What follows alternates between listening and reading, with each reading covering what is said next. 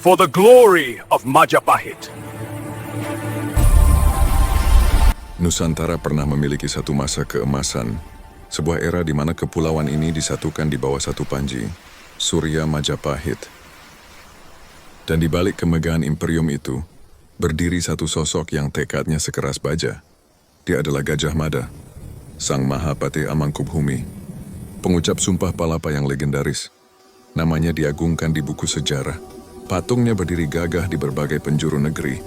Kita tahu apa yang dia lakukan. Kita tahu apa yang dia capai.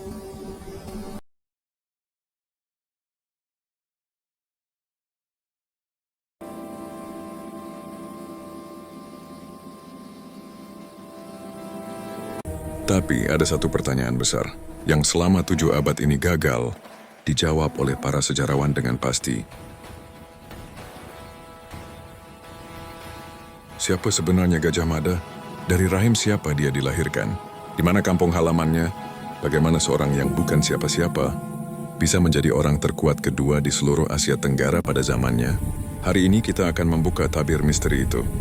Kita akan menelusuri jejak yang samar dari naskah kuno yang membisu, cerita rakyat dari pelosok desa di Jawa Timur, hingga mitos dewata dari Pulau Dewata. Selamat datang di Dels Kreatif. Inilah penelusuran asal-usul Gajah Mada.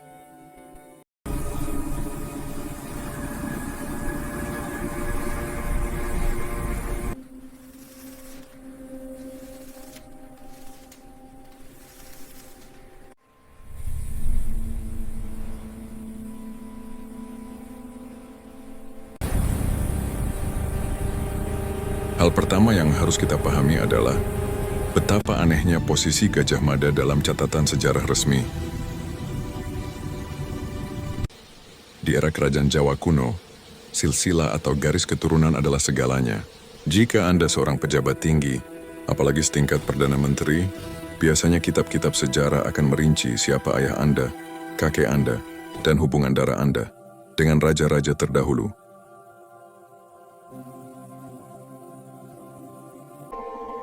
Sumber sejarah primer Majapahit yang paling kredibel, Kakawin Nagarakretagama Karyampu Prapanca, banyak memuji pencapaian Gajah Mada, tapi Prapanca sama sekali tidak menyebutkan asal-usulnya.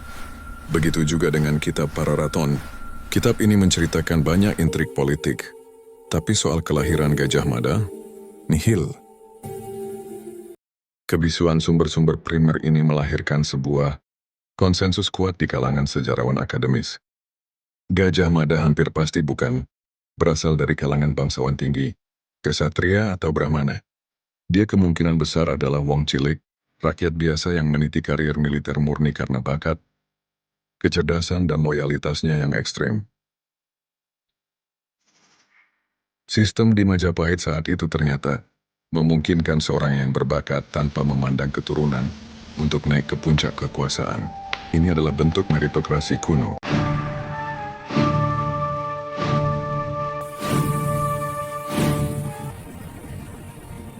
Namun karena sejarah resmi diam, maka cerita rakyatlah yang kemudian mengisi kekosongan itu.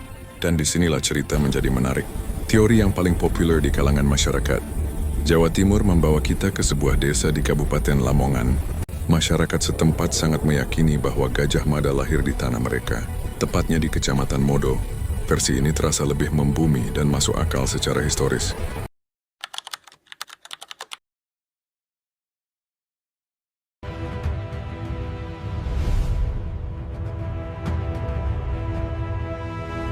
Masyarakat setempat sangat meyakini bahwa Gajah Mada lahir di tanah mereka. Versi ini terasa lebih membumi dan masuk akal secara historis.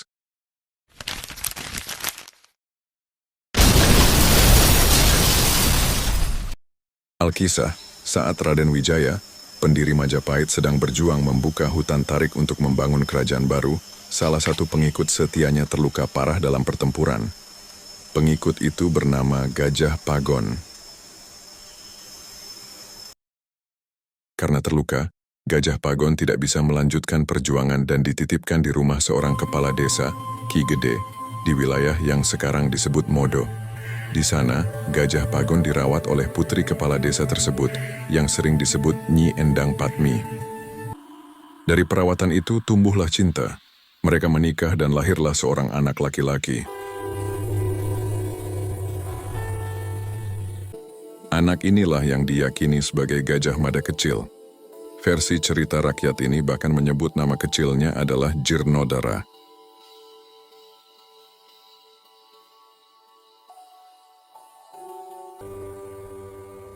Di Lamongan, hingga kini masih ada situs-situs yang dipercaya sebagai jejak masa kecil Sang Mahapatih, seperti tempat ia biasa menggembala kerbau.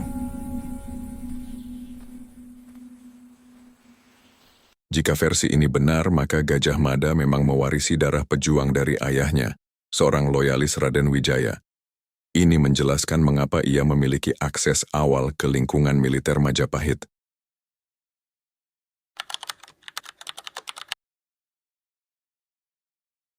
Jika versi Lamongan terasa membumi, versi dari Bali justru membawa kita ke ranah mitologi dan dewata.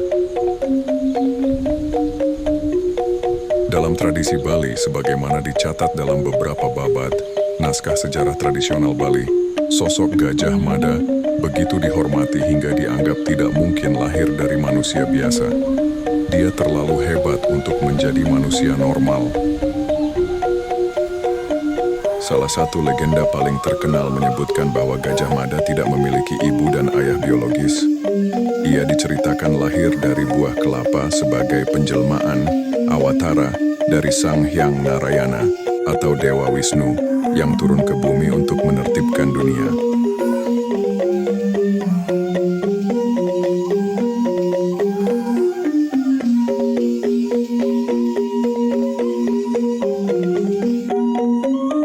Ada juga versi lain yang lebih politis di Bali. Beberapa tradisi lisan mengaitkan Gajah Mada dengan Kebo Iwa, Mahapati Bali yang sakti mandraguna. Ada yang menyebut mereka bersaudara, ada juga yang menyebut mereka adalah dua kekuatan yang ditakdirkan beradu.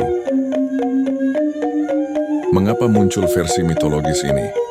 Ini adalah cara masyarakat kuno untuk menjelaskan kehebatan seseorang. Ketika logika manusia tidak sampai, maka campur tangan dewata menjadi jawabannya.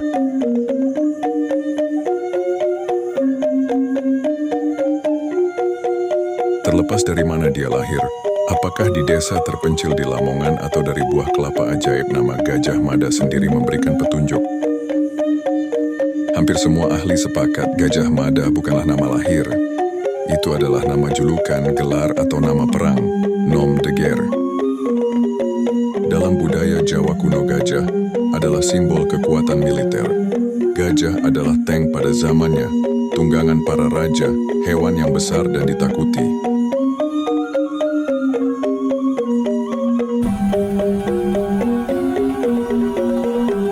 Sedangkan Mada memiliki beberapa arti dalam bahasa Sanskerta dan Jawa kuno. Bisa berarti mabuk, bukan mabuk minuman keras, tapi mabuk oleh semangat perjuangan atau kegarangan. Bisa juga berarti perkasa.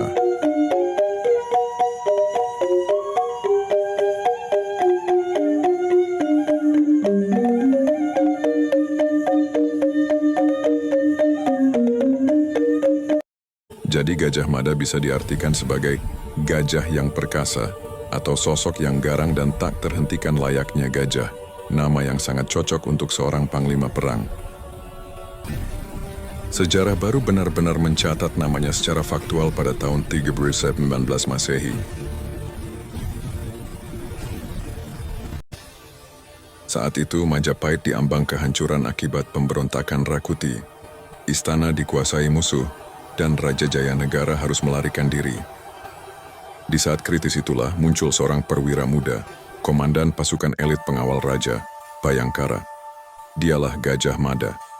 Dengan cerdik, ia menyembunyikan raja di desa Bedander, menyusup kembali ke ibu kota untuk memastikan loyalitas rakyat, dan melancarkan serangan balik yang menumpas pemberontakan. Di momen itulah seorang anak yang asal-usulnya misterius ini membuktikan dirinya kepada sejarah.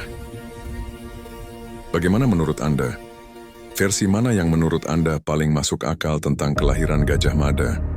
Apakah versi sejarah lisan Lamongan atau versi mitologi Bali? Tuliskan teori Anda di kolom komentar di bawah. Jangan lupa like video ini jika Anda menyukai pembahasan sejarah mendalam seperti ini, dan subscribe agar tidak ketinggalan episode berikutnya. Saya Dallas Kreatif, sampai jumpa di penelusuran sejarah selanjutnya.